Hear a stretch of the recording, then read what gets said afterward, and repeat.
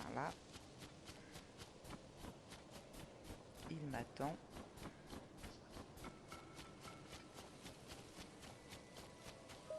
Oh! Salutations, ce sont ces grands feux qui t'ont attiré ici? On ne voit quasiment rien.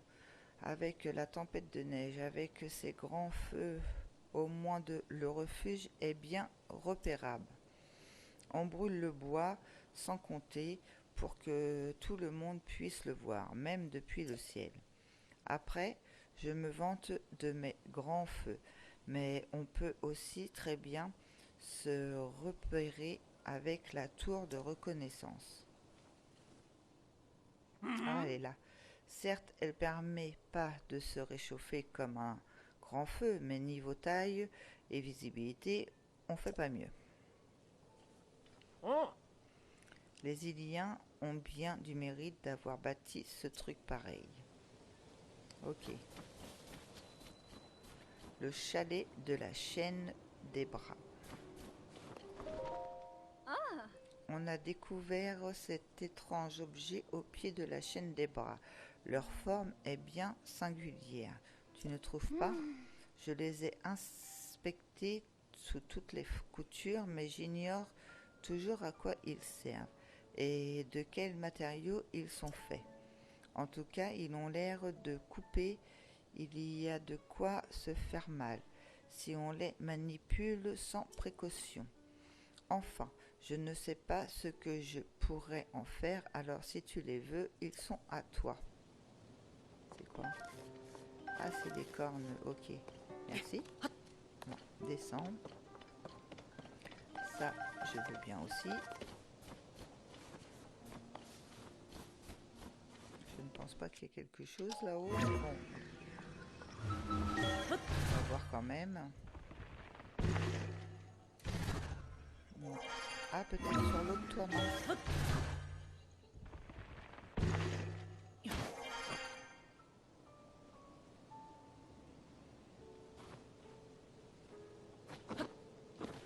Ah, un Korogu. Comme quoi, examiner.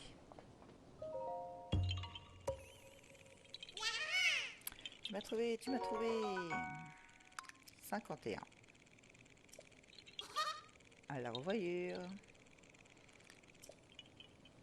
Donc nous sommes au-dessus du toit du chalet de la chaîne des bras, je crois.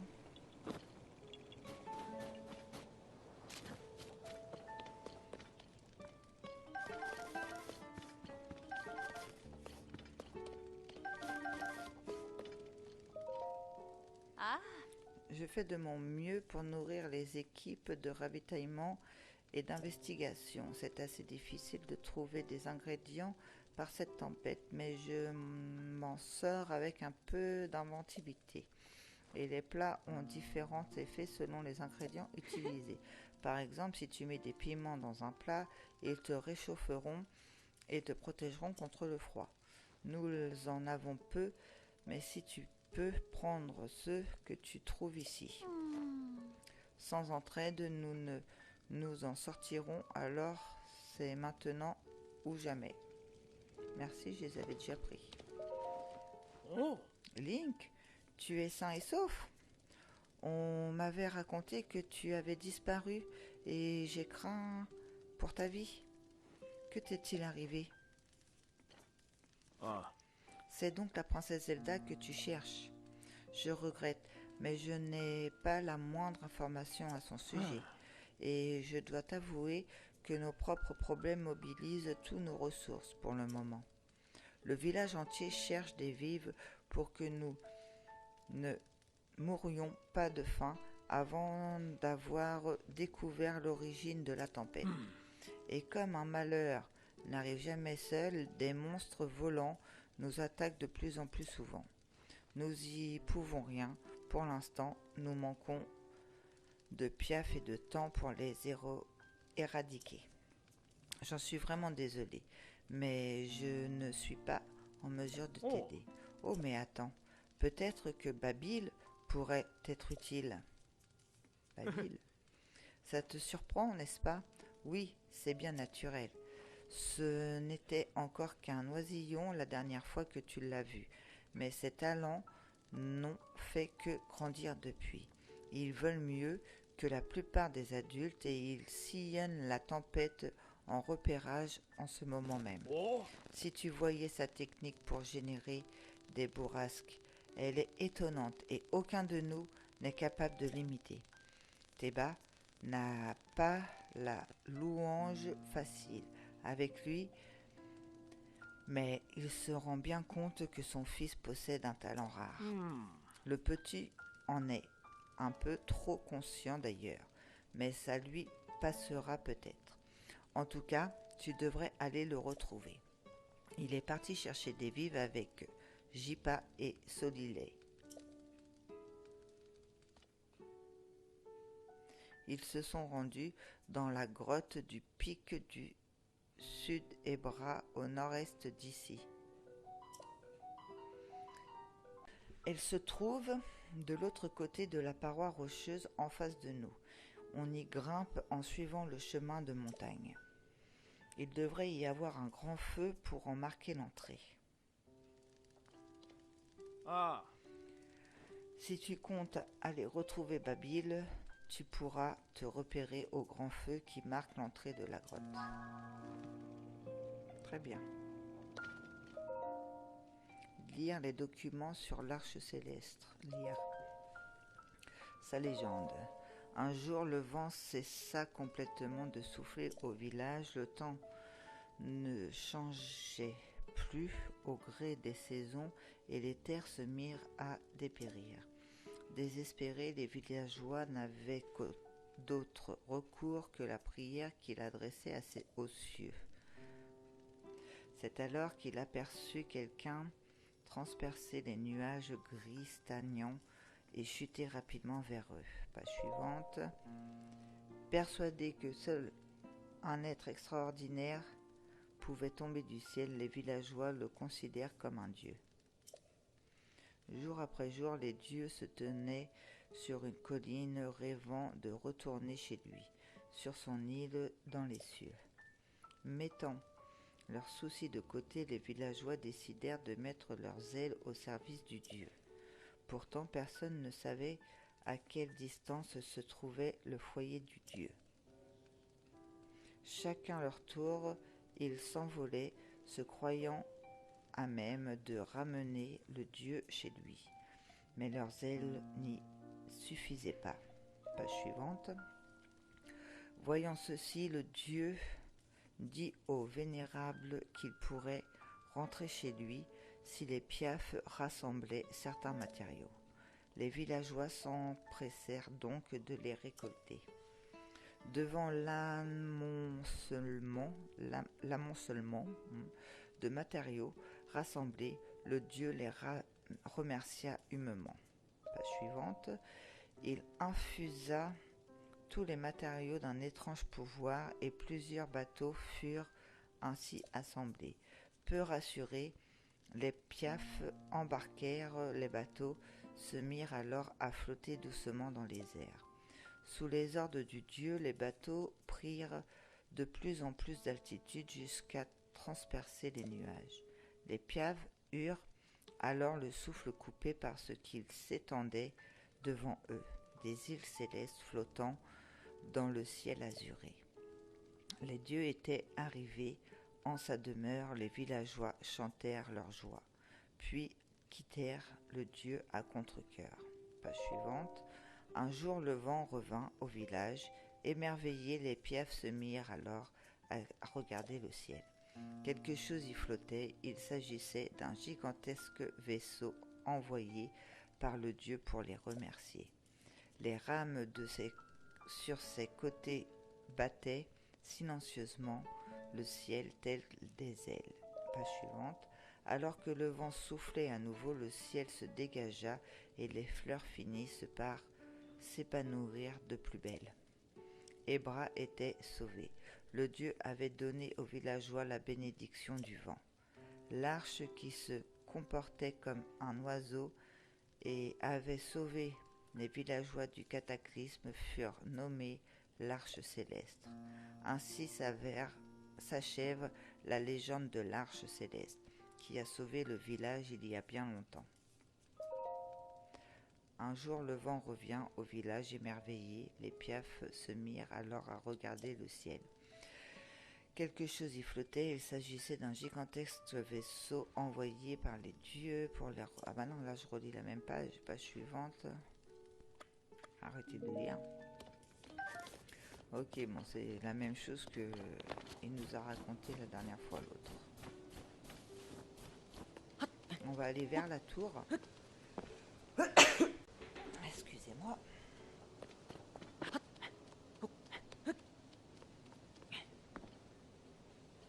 Où est la tour? Elle est là.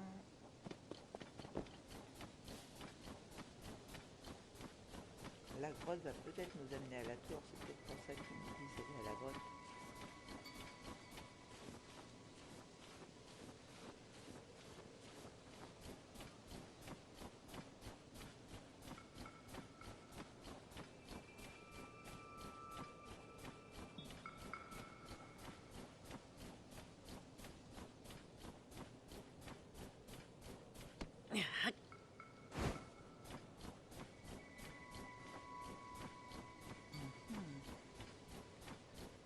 Je vais te parler.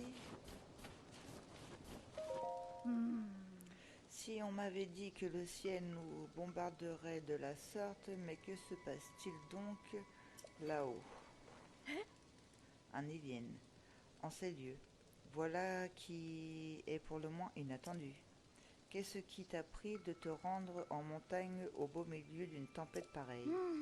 Les piafs sont nés pour résister au froid, mais toi, qui n'as pas de plumes, je me demande comment tu fais.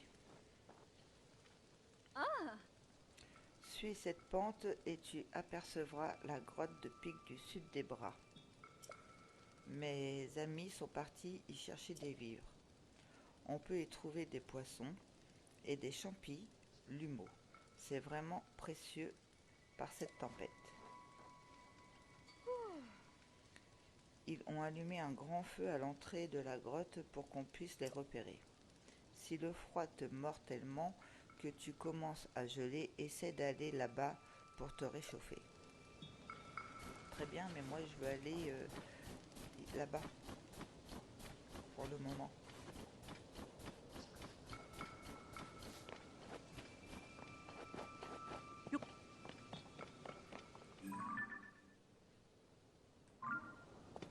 Il y a quelqu'un là-bas.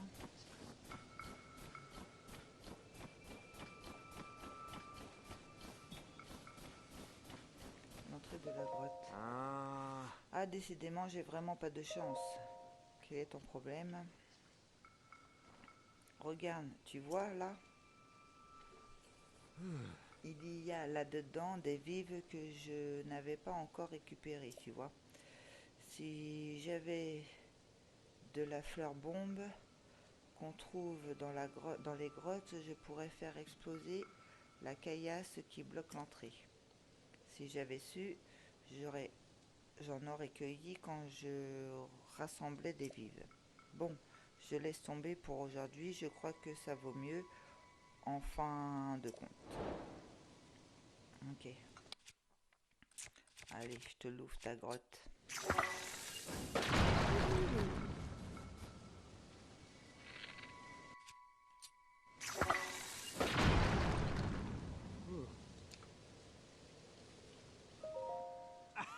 Hé, j'ai tout vu. Ce trou que tu as fait pour que je puisse entrer, tu es quelqu'un de formidable, vraiment. À présent, je peux aller chercher les vivres au fond de la grotte. Tiens, accepte ceci en récompense, c'est la moindre des choses. Merci. Je vais aller chercher les vivres, moi. Merci d'avoir fait ce trou pour moi. Je vais la grotte débloquer. C'est une grotte profonde, je suppose. Donc ce que je vais faire, c'est que je vais la noter pour l'instant parce que là j'aimerais, avant qu'on se quitte, aller... donc je vais mettre ici... Qu'est-ce qu'on pourrait mettre pour une grotte?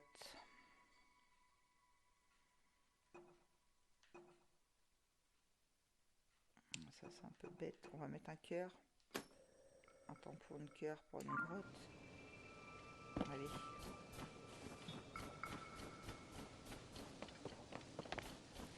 Je peux pas passer, ok.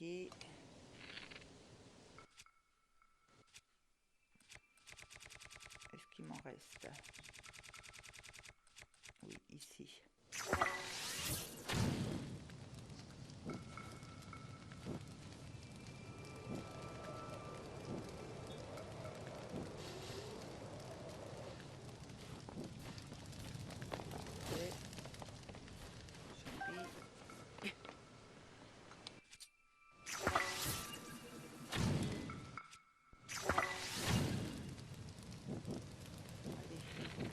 Tout ça là.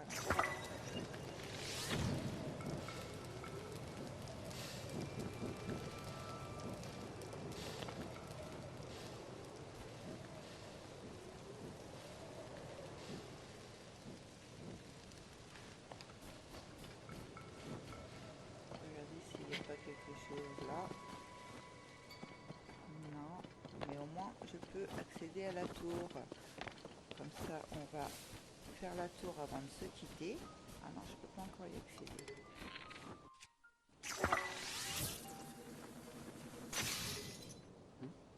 Ah, j'ai perdu mon arc. Je vais garder celui-là pour les s'il y a des combats, si jamais quand même. Hein.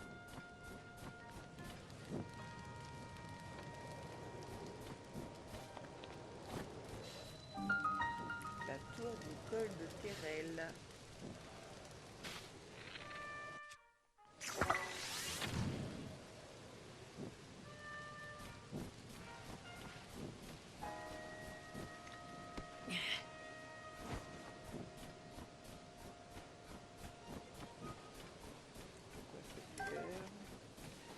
Oh, d'accord, je l'avais pas vu.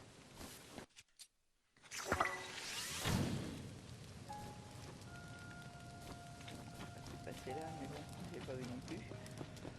Comme quoi, quand on est un peu en train de regarder partout, on fait pas spécialement attention à ce qu'il y a à nos pieds. Allez, allons débloquer cette tour.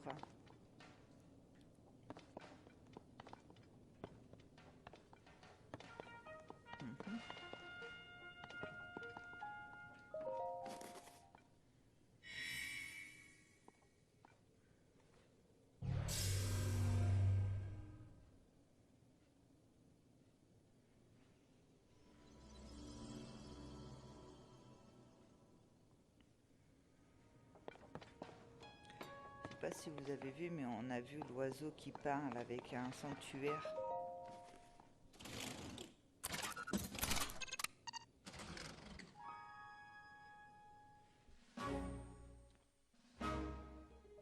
Regardez là-haut. On voit un sanctuaire en hauteur et ça a quelque chose en forme d'oiseau.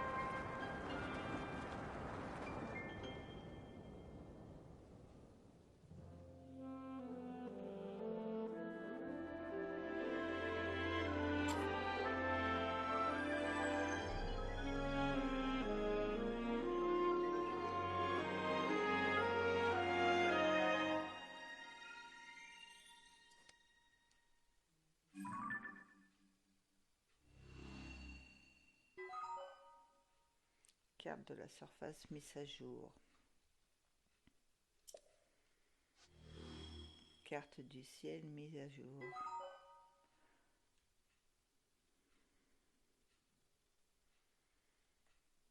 Ok.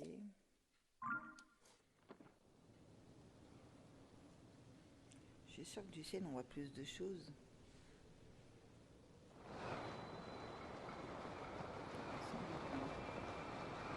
Vous voyez le sanctuaire en hauteur.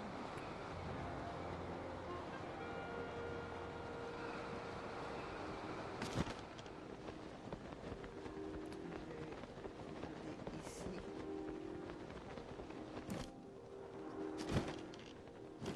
Ouais, c'est bien ce qui me semblait. caillou. Mince. Je sens que c'est un Korogu.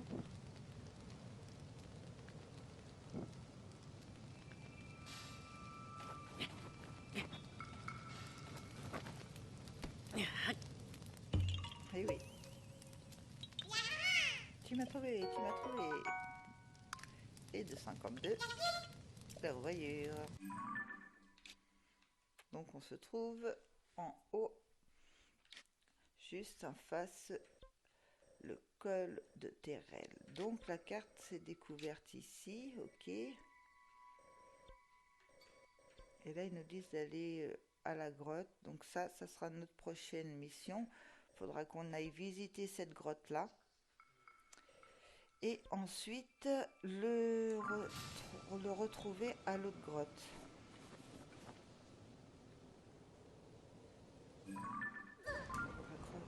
Jette ça, voilà, ça c'est fait pour nous aider à monter là-haut. J'ai regardé s'il y avait quelque chose.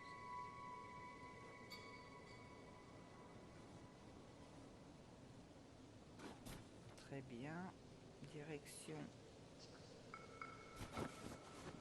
On redescend, on va se laisser devant la grotte pour être sûr que je la loupe pas en fait, parce que je l'oublie pas, parce que je me connais. Je peux être parti dans d'autres trucs après. Surtout, ça dépend à quel moment je joue, quoi. Voilà, on est devant la grotte. Je me mets bien devant, au cas où je rejoue trop dans quelques temps et que j'ai oublié. On se laisse ici pour aujourd'hui. J'espère que vous avez aimé ce petit épisode. Je vous dis à très bientôt. Pensez à laisser le petit pouce bleu pour voir si vous aimez les vidéos. Pensez aussi à vous activer la petite cloche pour ne pas en louper et vous abonner à la chaîne si ce n'est pas fait. Au revoir, bonne fin de journée à tous.